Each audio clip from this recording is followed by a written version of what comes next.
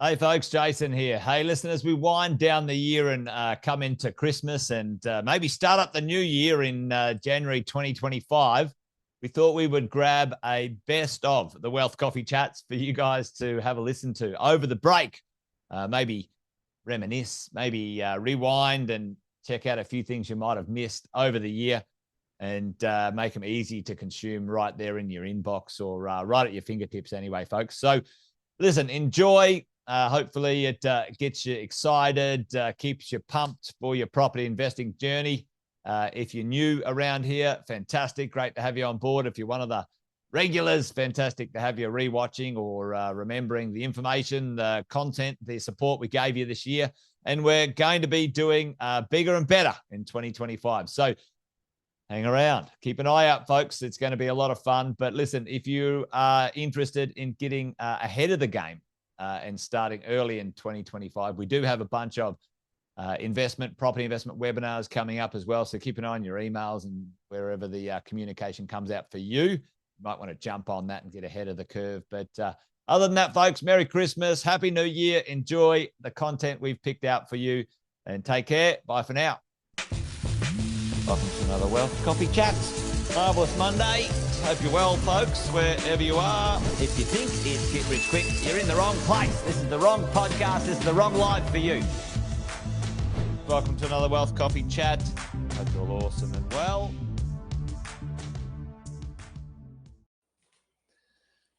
Hello. Good morning, everybody. Welcome to Wealth Coffee Chats. Hope you're well, folks. Good to see a few of the early birds up and at it already.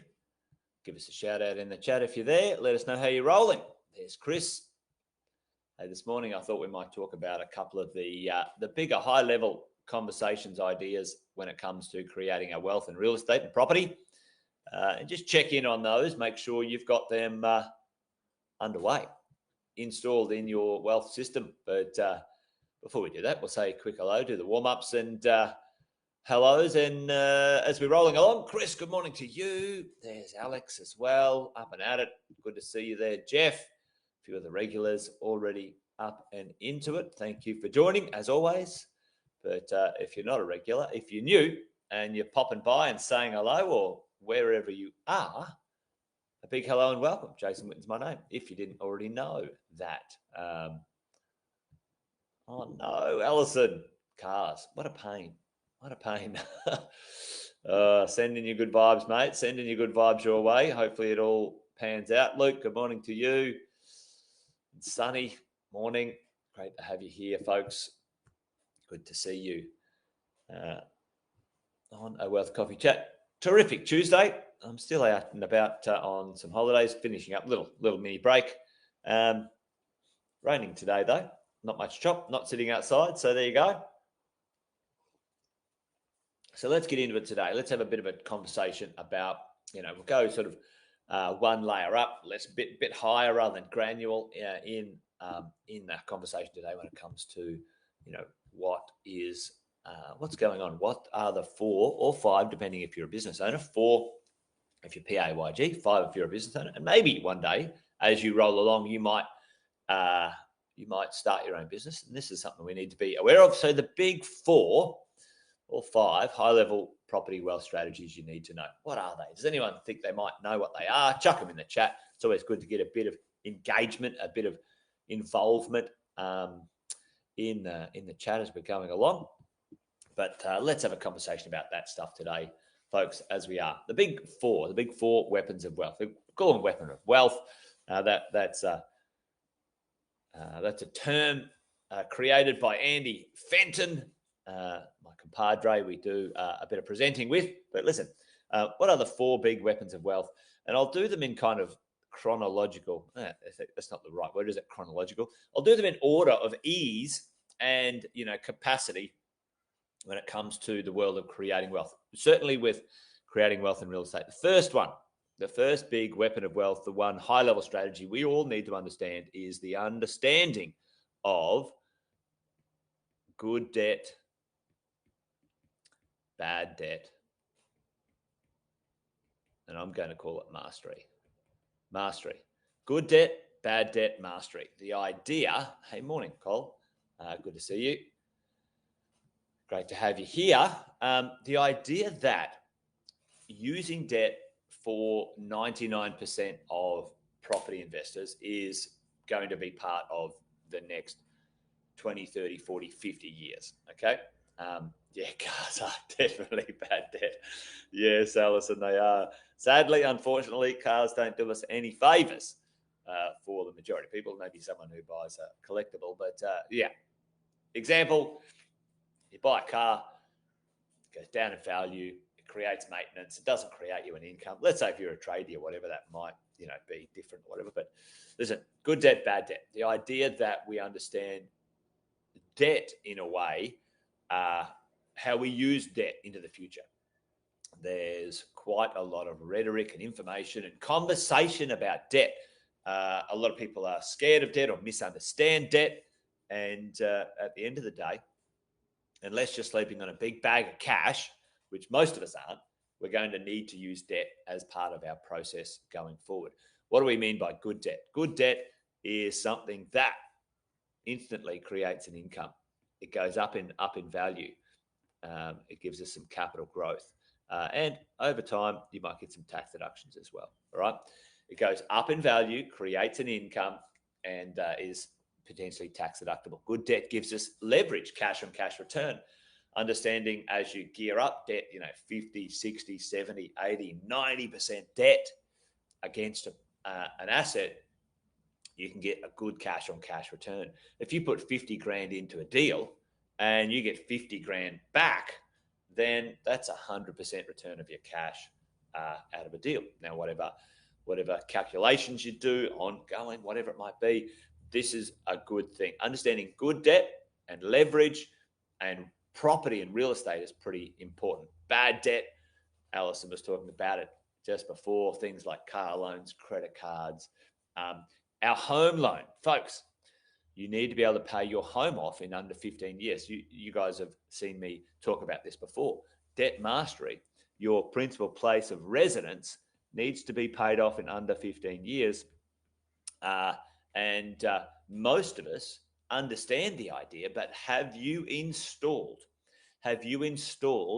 a debt reduction scheme that gets your PPR paid off in under 15 years? Do you have what we call the equity lock installed in your system? Equity lock, access to equity at all times. Okay. Good debt, bad debt. Good debt creates income, goes up in value, gets you your tax deductions, right?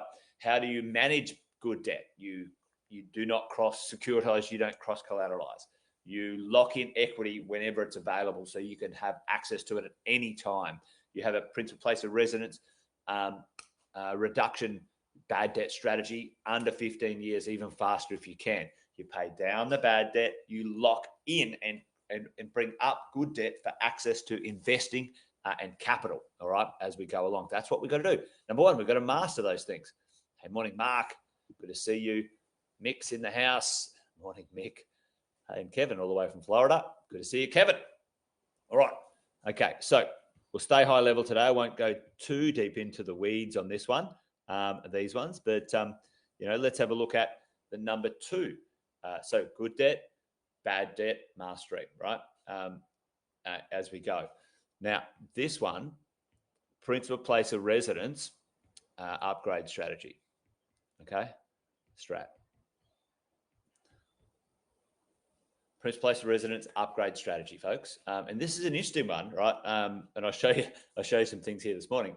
Principal place of residence upgrade strategy. Why? Tell me in the chat. Why do we have to understand? Most of us in Australia, well, hopefully this will continue, and your children will have the advantage to do this as well. But most of us aspire to own our own homes, whatever it might be. It might be an apartment, it might be a townhouse, it might be a house, whatever it is. It doesn't matter. We purchase a property, a principal place of residence, and it carries a pretty unique benefit, folks. And the wealthy understand this. Yeah, no tax-free, no capital gains tax. Now, the wealthy understand this. What do the wealthy do, folks? What do the wealthy do? And this is kind of this strategy, principal place of residence upgrade strategy. I'll give you a very simple idea. Between 3 and maybe 4 times over a 40, maybe to 50-year period, okay, 3 to 4 times over a 40 to 50-year period, upgrade, up-level the value of the home that you live in. Keep up leveling, folks. Keep up leveling. Up-level it and move your money. Many years ago, I used to talk about a conversation which is called the migration of money. You migrate your money and wealth to the best place to leave it. And it's often not where you start. You start where you can afford. You start within your budget. No different with investment properties or your principal place of residence. Now, many of you hear me say buy well, never sell. Now, I still believe if you buy really well, you shouldn't damn well sell. However, if you buy shit, you should get rid of it and get a better one. There you go. Anyway, don't get distracted, Jason. Stay on track. Okay, let's have a look at this. Stick with me here. I want to show you something from this morning. I just got the newspaper, the Fin Review. Now, we're going to just zoom in on this. And yesterday, Shay said that we couldn't see it very well, so let me zoom in. Check this out. So retiring chair lists family home for 12 million in the Yarra, right? They're retiring after 24 years of owning that home. So tell me, folks, after 24 years of owning that home, what do you reckon their debt is on it? And you know, this is a wild ass guess, right? A wild ass guess, a wag. But what do you reckon their debt is on that after 24 years, folks?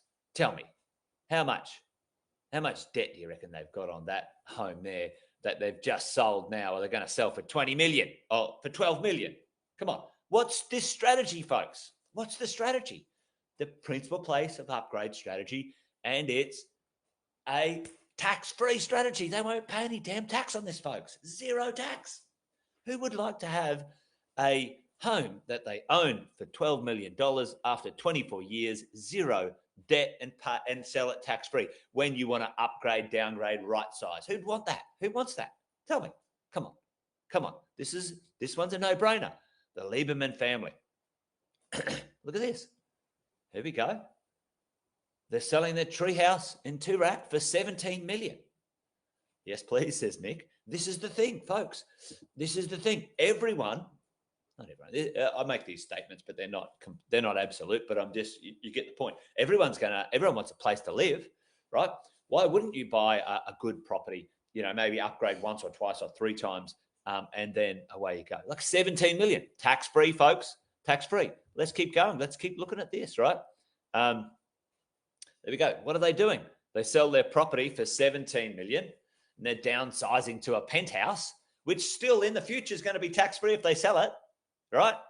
Okay, downsizing to this amazing penthouse, live there for another 10, 15, 20 years until they're too old. And then, you know, that penthouse is now, you know, downsized from 17 million, buy the penthouse for 12 million, get 5 million still in the bank for cash on top of what already you have, right? That property goes up another, you know, you live there for another 20 years, folks. Come on, you know, with no debt.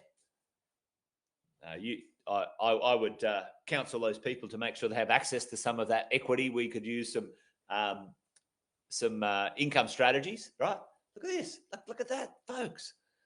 You know, there you go. Anyway, I like this stuff, right? Here we go. Cotton On, CFO. Here we go. They're going to list it for 13 million. Investor Mutual CEO sells designer mansion for 23 million that they bought just for 3.7 million. Do the math, folks. Do the math. There you go. All right. So you get what I'm saying here, folks.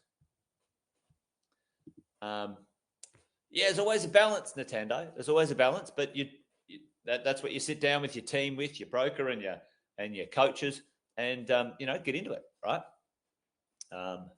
As you go. Just think of that stuff. There's lots of strategies in that one as we go. The Red Hotel, exactly, Mark. You know, you can upgrade it, you know, just like a Monopoly. Well, there you go. Like, so, you know, these things, team, these things are really important. Oh, okay, it's playing up on me here. All right, let's go back to our thing. PPR upgrade strategy, joint venture, anyone? Listen, Jeff, it's an absolutely fantastic strategy. Guess what? Your retiring parents right? Might want somewhere to live. They might help you upgrade your PPR. This is, it's a great strategy. Like, think outside the box. As you go in that sort of stuff.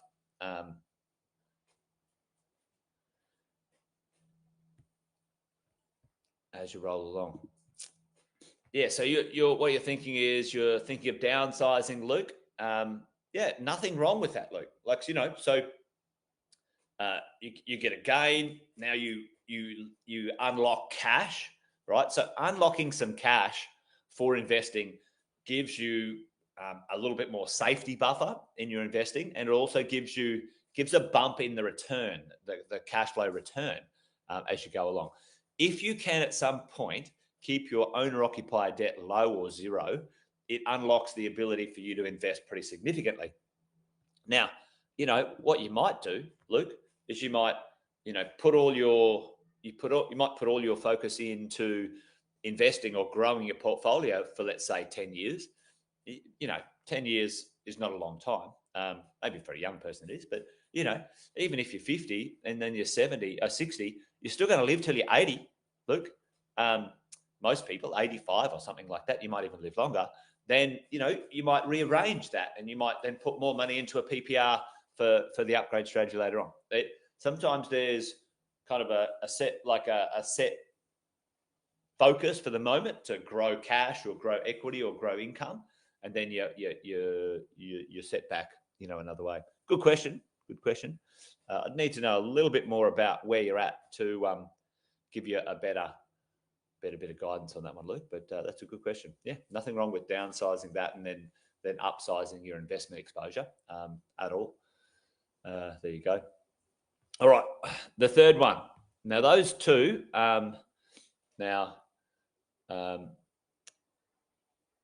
Those two and this one, you don't really need too much to get on with those. These strategies can be, basically deployed into your PPR, and away you go. This one is a kind of a combination strategy. We need the financial planners on this one. You guys know the tax-free income strategy. Okay, so you guys know, reach out to your positive advisor, and they can either guide you through it or connect you with the 6-star team. You guys know we have a 6-star team. We've got your property investment advisor, we've got the finance broker, we've got the buyer's agent acquisition team, we've got the property manager, we've got the tax team, all in-house at Positive, all on the same page. And then we've got some partner financial planners who are fantastic, who are great with that. You guys know, some of you guys know that. Right. Now, how do we create this one? Again, tax-free income, grow your super. Now, I'm not a financial planner. I can't tell you to do things in your super, blah, blah, blah, but here's some facts. At this moment in time, when your super is in retirement phase or whatever, you can generate a tax-free income out of that damn thing. How much can you get in there at this moment in time? 1.9 million tax-free, get on with it. And yesterday I talked about, a lot of people don't take super seriously enough. And we need to. And the fourth one, it's kind of down here. Automatic acquisition plan. What do I mean by that? 5 to 7 investment properties over a 7 to 10 year period. All right.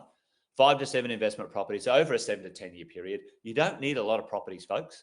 Even 3 will get you a long way. I'm a big fan about 5 to 7. Why? Why do I like 5 to 7? Well, there's 7 days in a week, and I want 1 property per day. Imagine this. Think about this. $25,000, call it $30,000. All right. Monday, Tuesday, Wednesday, Thursday, Friday, Saturday, Sunday. Every property, 7 properties, 30 grand a day for the year. I've replaced my income. Think of it in that way. I love thinking of it in that way. Days of the week. Every time you buy, I buy 7 properties. I name them Monday to Sunday. Away you go. I've got 7. My wife's got 7. We've done.